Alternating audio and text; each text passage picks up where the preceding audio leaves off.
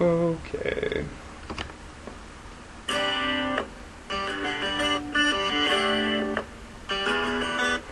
I remember when I heard your song, the first one, singing about tears on your guitar, because of young and unrequited love, from who, through who, must have been a super hunk.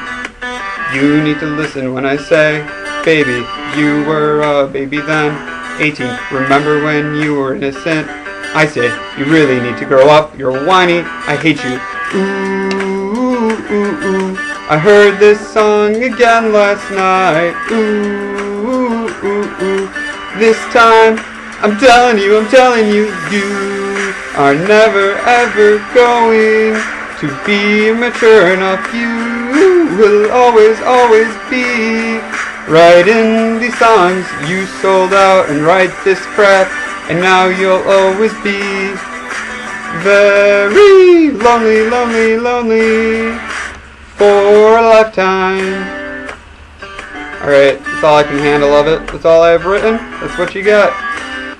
That's just a short verse that I wrote to explain some of my feelings about Taylor Swift. I will admit I spent about 10 minutes writing that verse to We're Never Ever Getting Back Together. Yeah, I did it. I took the time. I wrote it.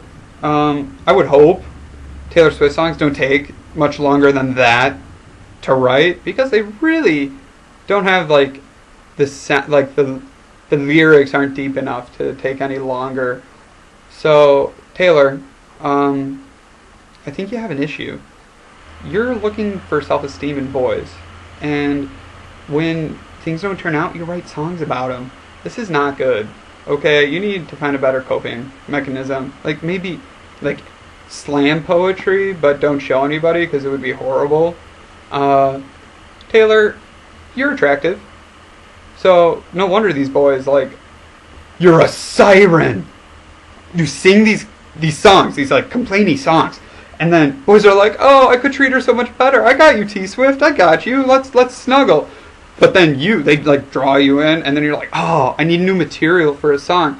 So then you just like ditch them to the curb. They're lying flat with their face on the curb. You're not lying flat on the cold hard ground. They are. Are you writing things from their perspective? Because I think that's what's happening. I'm pretty sure there was never a boy that you lived next door to, and that your like evil doppelganger was dating, and then you're like, oh, I'm so much better than you, and then he chooses you over her, like at a dance, and she's pissed off. Yeah, if you had an evil doppelganger, she probably would make better music than you. And so then she would be the good one, and you're the evil one. So maybe it's the truth. Seriously, T-Swift, are you country or are you pop? I only hear you on, well, except for your first album, I only hear you now on like top 40 stations. And I think you kind of sold out a little bit. You're a sellout. You really are. You're writing the same crap over and over again to sell records, to make more money, to promote more records that are the same crap over and over again. It's like this horrible circle. And then boys get in there. Usually I'm all for, like, it's the guy's fault. I don't usually blame the girls, but I'm blaming you. If you have this much material, Taylor, something's wrong with you. You're attractive, yes. You snare them in with your lyrical voice, which I heard is horrible in concert, but I've never been there, so I'm not going to, like, make that. No, I believe the people who told me that. You're a bad concert performer. You really, you need to work on some things, okay? And then maybe you'll be able to find a guy who you can settle down with. You're like 23. Maybe you should start thinking about like having a family.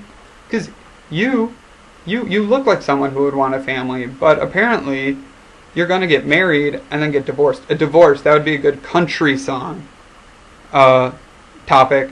Or get a dog that's kind of sick, and then get really attached to it and let it die. Sing about that. Okay, that would be country. Because I just want to know where to escape you on the radio. Sometimes you're on the country stations, and like, seriously, I don't really like country. But if I hear you enough, I will go to the country station so that I'm guaranteed not to hear anything off your last 2 records. Okay. Um, yeah. Oh, you said something about a scarlet letter in one of your songs. You don't use that, right? Like, are you calling yourself an adulterer? Is this like a confession? I don't know. Uh, but yes, Taylor, you got some things you need to work on. Got some choices to make, and yeah, I'll admit it. I belt out your songs sometimes in the car.